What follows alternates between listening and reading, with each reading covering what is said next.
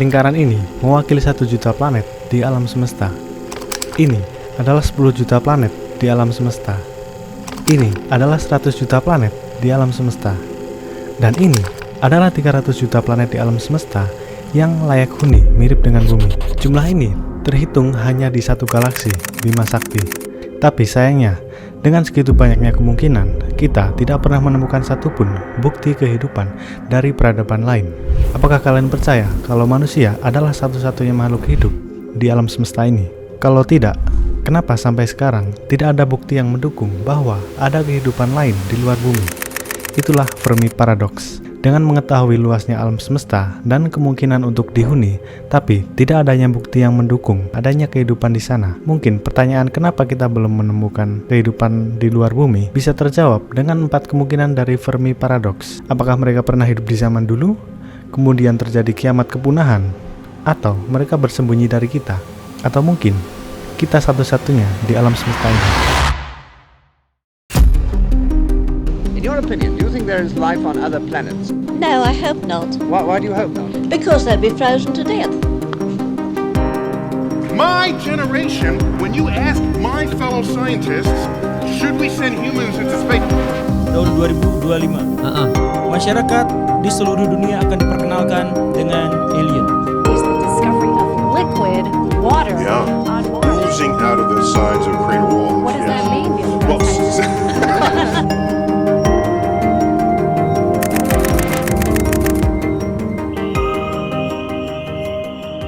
Sebelum membahas paradok Fermi, kita harus meluruskan satu hal. Banyak miskonsepsi antara UFO dan alien. UFO atau sekarang dikenal dengan UAP adalah fenomena objek terbang yang tidak teridentifikasi. Bisa jadi drone, pesawat pengintai, balon udara, atau bahkan pesawat alien. Kalau alien adalah makhluk hidup yang berasal dari luar bumi, pasti di benak kalian terbayang dengan makhluk berwarna hijau atau abu-abu, serta berbentuk humanoid.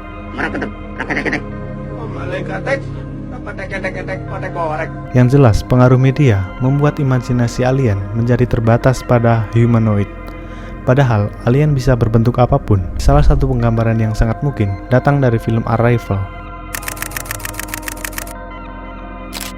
Enrico Fermi adalah seorang fisikawan legendaris yang berasal dari Italia. Jika kalian nonton Oppenheimer, pasti kalian tidak asing dengan tokoh ini, karena dia adalah salah satu fisikawan yang terlibat dalam pembuatan bom atom untuk pertama kali. Fermi pernah memenangkan penghargaan Nobel pada tahun 1932, dan kredibilitasnya tentang kecerdasan tidak perlu dipertanyakan lagi. Fermi Paradox terlahir secara tidak sengaja di sebuah makan siang bersama para koleganya. Enrico Fermi kepikiran dengan banyaknya planet di alam semesta ini dan memungkinkan untuk dihuni, kenapa sampai sekarang tidak ada bukti yang kuat bahwa ada sebuah peradaban lain di luar bumi? Mari kita buka dengan Extinguished Civilization. Perumpamaan yang paling mudah dimengerti tentang Extinguished Civilization hipotesis bisa kita gambarkan seperti dinosaurus dan manusia. Menurut jurnal Vertebrata Paleontologi, dinosaurus pertama kali ada pada 230 juta tahun yang lalu dan punah pada 65 juta tahun yang lalu. Sedangkan manusia modern pertama, Homo sapiens, baru muncul sekitar 300 tahun yang lalu. Artinya, kita tidak pernah hidup pada timeline yang sama dengan dinosaurus. Saat kita ada, dinosaurus sudah lama sekali punah. Kita tahu sebuah dinosaurus hidup hanya melalui bekas-bekas kehidupan mereka, fosil. Dan mungkin ini yang terjadi pada manusia dan peradaban lain di luar bumi. Selalu ada peradaban di alam semesta ini, tapi mempunyai sebuah umur. Ada peradaban yang hancur dan ada peradaban yang lahir, tetapi tidak pernah mempunyai timeline yang sama. Karena jika dibandingkan dengan dinosaurus, manusia baru hidup sebentar di bumi ini. Dengan hipotesis ini, maka lahirlah pertanyaan. Berarti, kalau dulu ada peradaban di luar bumi, kita bisa menemukan puing-puing atau fosil makhluk hidup di planet tersebut. Hanya dengan mengirim robot ke Mars, kita bisa tahu kalau Mars dulu mempunyai air, apalagi mengirim manusia. Tapi kan di sini yang jadi masalah, kita manusia belum pernah melakukan eksplorasi antar planet selain bulan. Bahkan bulan aja bukan planet. Jadi kita tidak akan pernah tahu kalau kita belum melakukan eksplorasi antar planet. Siapa tahu kita bisa menemukan puing-puing piramida di Jupiter yang selama ini tidak terlihat teleskop. Jika itu benar terjadi, kita menemukan jejak sebuah peradaban modern di planet lain, berarti ada penyebabnya mereka dapat musnah. Inilah The Great Filter. Konsep The Great Filter ini sesuai namanya, saringan. Adanya seleksi alam di alam semesta ini yang mencegah peradaban lain untuk dapat hidup. Air adalah filter pertama manusia. Tanpa adanya air di sebuah planet, tidak akan ada kehidupan. Dengan air, sel-sel sederhana dapat berevolusi menjadi mikroorganisme, kemudian menjadi hewan, berevolusi lagi menjadi spesies berotak besar, manusia purba yang dapat menggunakan alat sederhana hingga menjadi manusia modern seperti kita sekarang.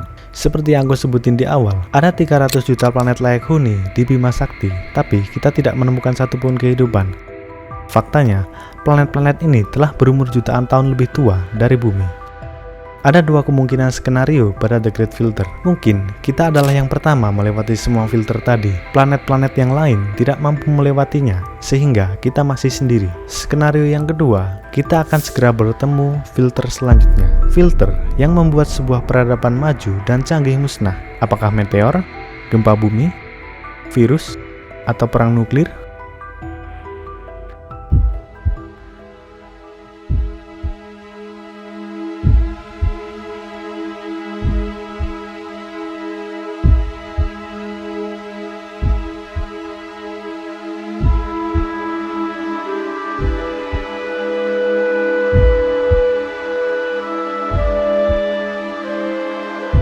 Kalian pasti pernah dengar NASA mengirimkan sebuah golden record berisikan penjelasan kehidupan manusia. 116 gambar ini sebagai pengenalan kita kepada makhluk lain selain di bumi apabila ada, termasuk peta tata surya kita. Stephen Hawking, kalian tahu kan? Dia pernah memperingatkan NASA untuk tidak memberikan informasi tentang manusia secara random seperti yang dilakukan Voyager 1 dan 2. Karena kita tidak pernah tahu peradaban macam apa yang akan menemukannya. Kita akan senang apabila bertemu dengan alien yang baik, ramah, dan rajin menabung. Apa jadinya jika peradaban tersebut seperti manusia?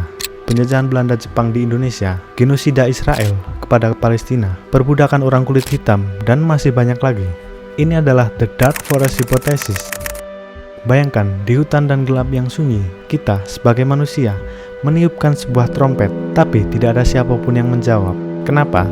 Mungkin alien atau peradaban lain selain manusia tahu betapa serakahnya sifat manusia. Jadi, mereka memilih mengisolasi diri mereka, karena jika keberadaan mereka diketahui, mereka akan terjajah oleh umat manusia. Bersembunyi merupakan langkah yang paling logis untuk dilakukan jika harus berurusan dengan manusia. Berarti, apakah langkah kita salah dengan Voyager 1 dan 2? Tidak ada yang tahu. Mungkin ini hanya jawaban satu-satunya yang berdasarkan fakta sampai saat ini. Rare Earth Hypothesis. Bumi adalah sesuatu yang spesial dan langka di alam semesta. Iklim dan kondisi di bumi cukup stabil dalam waktu yang lama sehingga kehidupan bisa berkembang dari sebuah sel ke peradaban. Jika kita pikir baik-baik, bumi kita adalah tempat yang cukup brutal untuk hidup.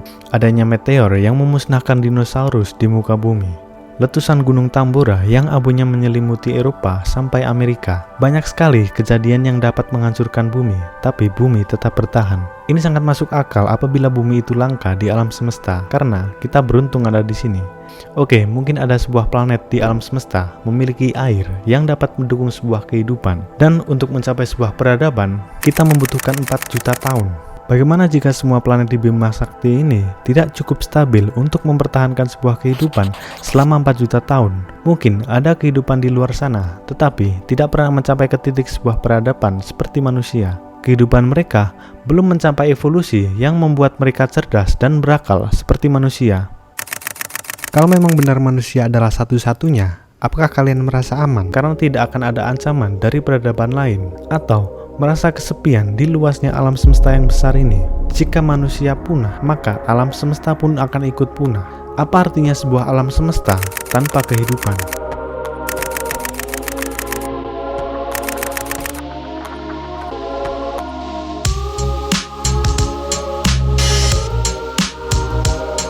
Terima kasih sudah nonton video ini sampai selesai.